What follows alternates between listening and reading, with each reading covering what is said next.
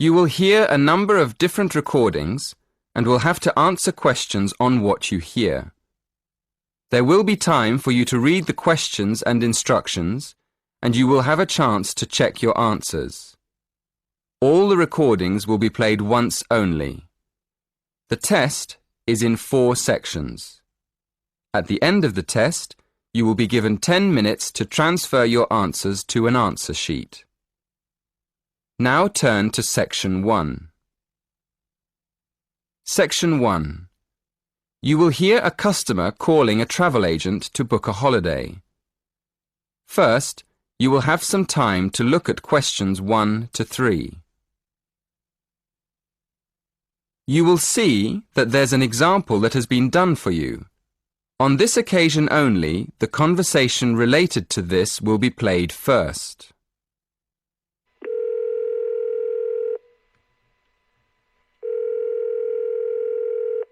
Hello, Travelwide, can I help you? Oh yes, good morning. I'm looking for a hotel for a long weekend. The caller says that he is looking for a hotel for a long weekend, so the answer is C, a few days. Now we shall begin. You should answer the questions as you listen, because you will not hear the recording a second time. Listen carefully and answer questions 1 to 3.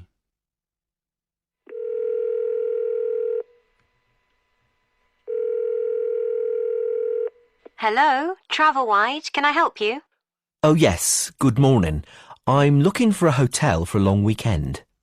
Okay, first of all, where would you like to stay? I mean, are you looking for a peaceful weekend in the country, a busy city break, or a relaxing time at the beach?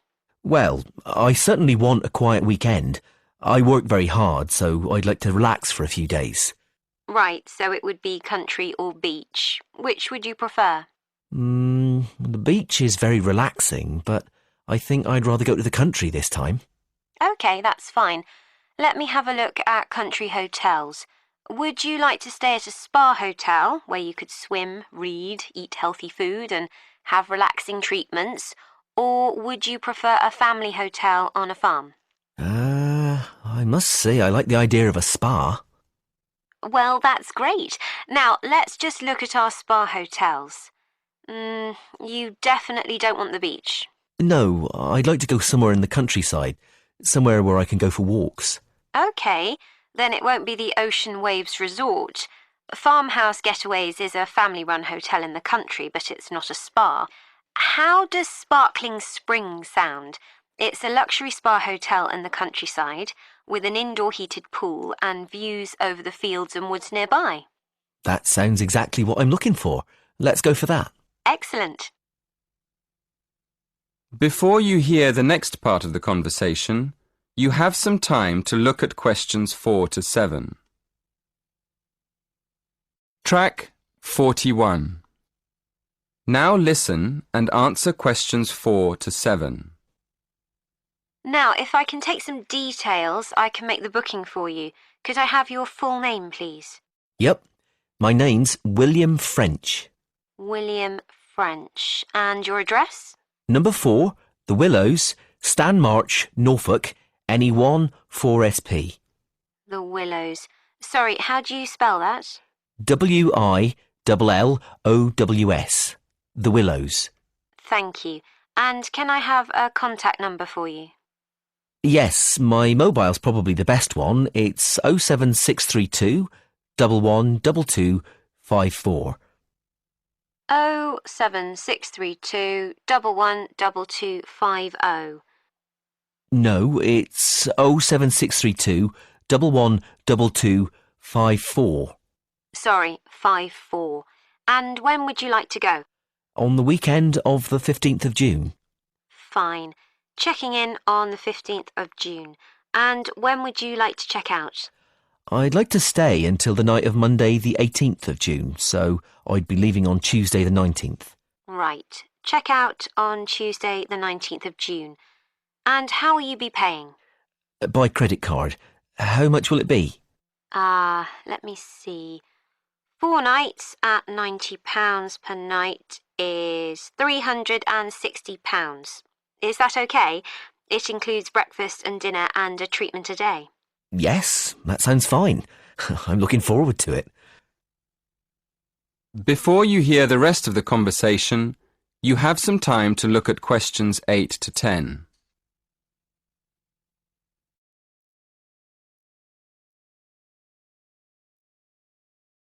Track 42.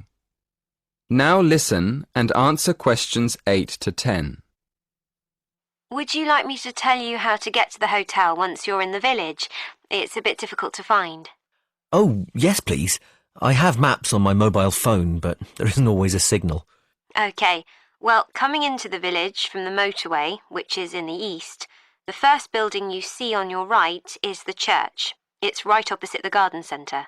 OK, the church is on my right and the garden centre on my left. Yes. Just after that, you'll come to the railway crossing, and then you'll see the river on your left. After that on the right, you'll see the school. It's just before the bridge, over the river. So the school's before the bridge? Yes, that's right. Now, just after the bridge, you'll see a turning on your left. Take that and follow the road through the fields.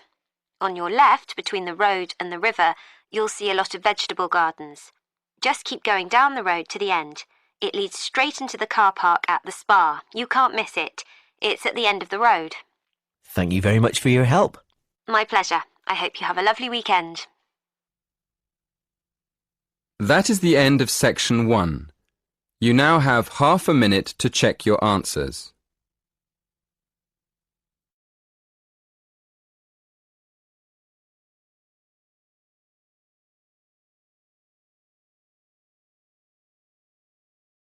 Section 2. You will hear a talk by a tour guide. First, you will have some time to look at questions 11 to 13.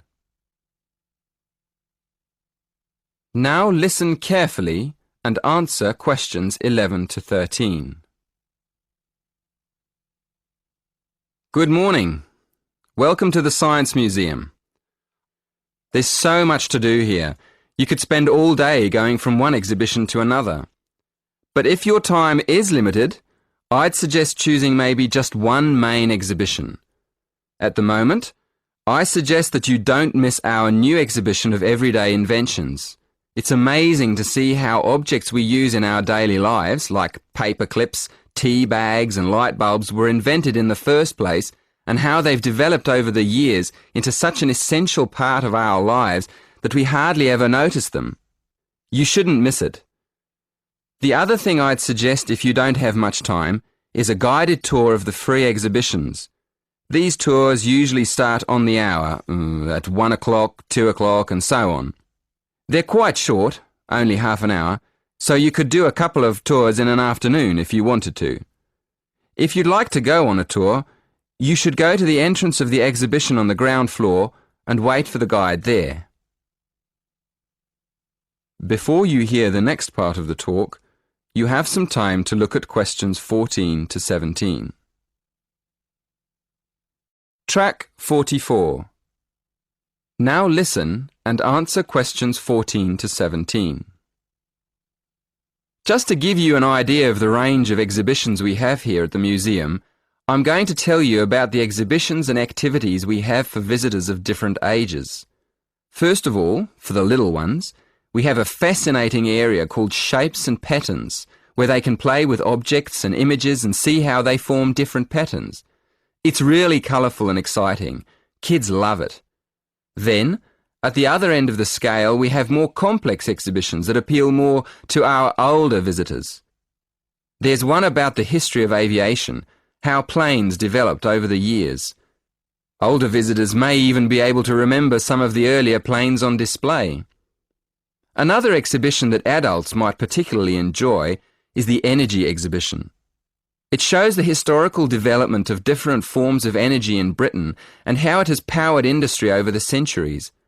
And of course, we mustn't forget the teenagers.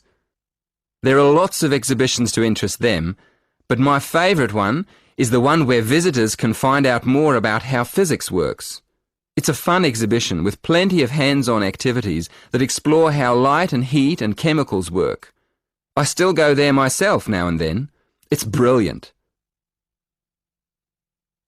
Before you hear the rest of the talk, you have some time to look at questions 18 to 20. Track 45. Now listen and answer questions 18 to 20.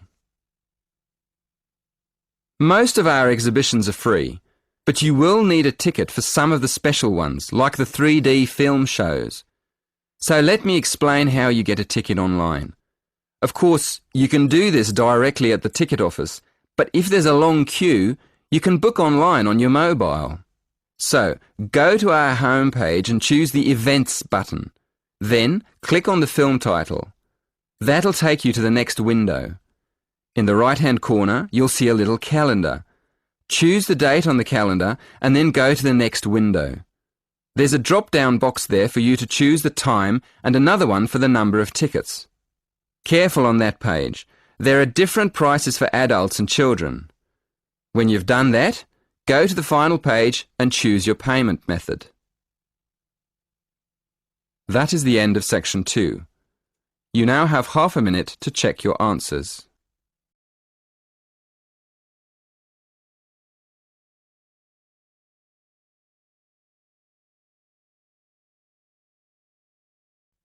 You will hear 2 students and their tutor discussing a survey project. First, you will have some time to look at questions 21 to 23. Now, listen carefully and answer questions 21 to 23. So, what's the survey about, Tom? It's about where students want to live and how they choose. Basically, their accommodation preferences. We've actually tried it out with a few students already. OK, that sounds fine.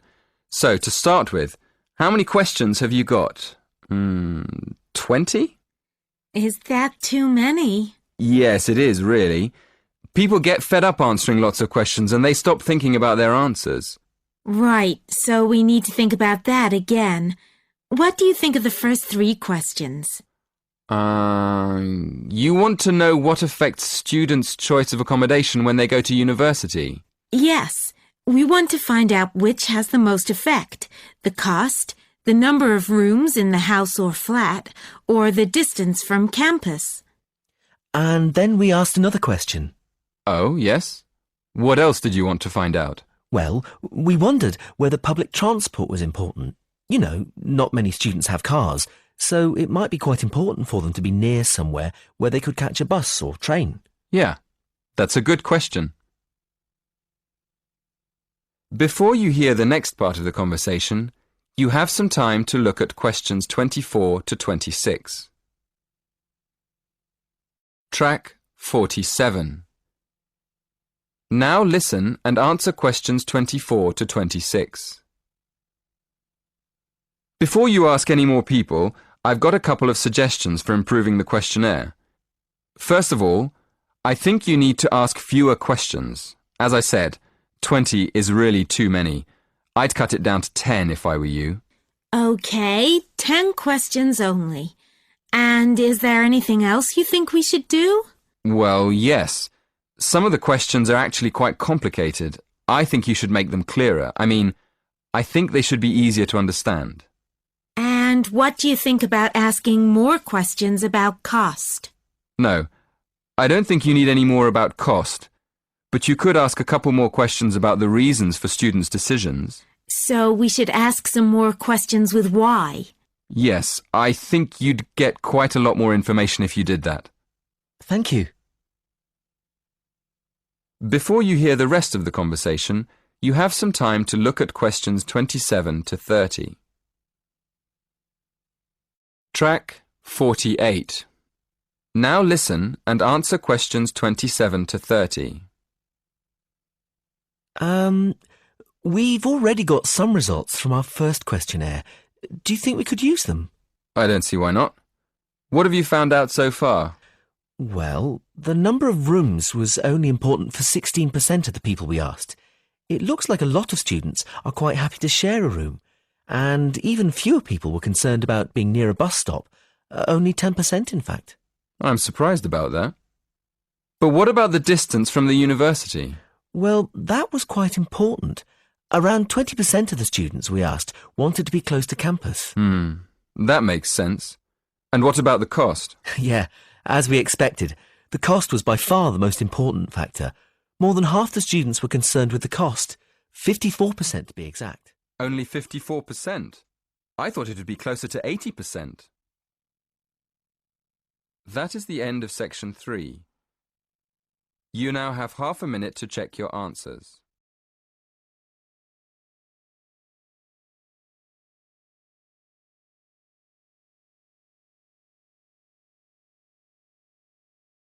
Section 4. You will hear a talk on the effect of architecture on people's mood. First, you have some time to look at questions 31 to 40.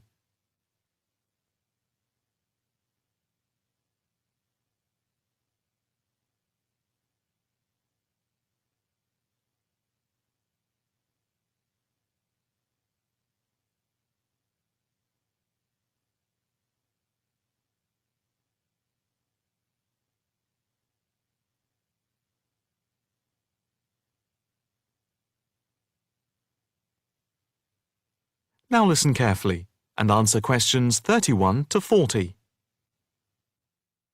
My group has been doing a project on the importance of architecture in people's lives and whether it has any impact on the lives of people in general. The main part I have played is in the collection of data to find out what effect, if any, various buildings have on people's mood, i.e., whether ugly buildings make people unhappy and whether beautiful buildings do the opposite. We had originally thought of starting measuring people's reactions by using a questionnaire with about 40 questions, which we were going to hand out to people, including students at the university. But we were worried that doing the questionnaire would be too time-consuming for people to fill in, so we gave up the idea. I then asked several of the postgraduate students for advice. One of them came up with the simple idea of showing people images of various buildings from different eras and styles, instead of giving out the questionnaire, and asking them to indicate how they felt on a scale of 1 to 5 about the images, where 1 was unhappy and 5 was very happy. People would also be given the option of not saying what they felt. Using the scale meant that it would be much simpler to record people's reactions. I decided to follow this advice, and so the first stage was to collect a large number of images. I used Google to print off colour images of views of houses and apartment blocks where people live, and different types of buildings where they work. I started with about 30 or 40, and then reduced them to 10 images. Media resources in the Amory building at the Judd Street branch of the university helped me produce the final images. I had them blown up to A4 size, and we used colour rather than black and white to make the detail on the images clearer. We made 5 sets of images, and for protection when handling, we pasted the images onto hard card. Then, using a machine to wrap them with plastic, we laminated the cards. 5 of us targeted different age groups. We went to a local school where we obtained permission to ask a group of teenagers between 11 and 18. We also asked a sample of the general public, including tourists from all over the world, as they exited the Tate Modern in London, what they thought. We aimed to ask people from different age groups, namely 20 to 40 and 50 and over. What our group learnt most from the project was first of all the value of teamwork. And secondly, we found that we had to appoint a leader to stop us pulling in different directions and falling apart. So this turned out to be an invaluable lesson for all of us. As to the findings, for us they proved intriguing. In the end, the sample consisted of 311 respondents. I thought initially that people wouldn't be interested in taking part. With the youngest age group, their reaction was very mixed. It was clear that the youngest group had no pattern of preference at all, as they frequently gave no reaction to the pictures. For the 20 to 40 age group, we found that they tended to score more in the middle range, around 3, we found that out of the 3 groups, the most likely to be favourably affected by the images, that is, they were more likely to score the images as 5, were those aged 50 and above. And nobody in this age group failed to say what their reaction was, which was unique for the 3 groups. In total, I have to say that about 71 people indicated that they had no reaction at all to an image. Our general conclusion is that we need to find out more about why people react as they do, by perhaps giving them a chance to give reasons for their decisions. I would like to finish there and give my teammates a chance to add anything I've missed or take any questions or suggestions.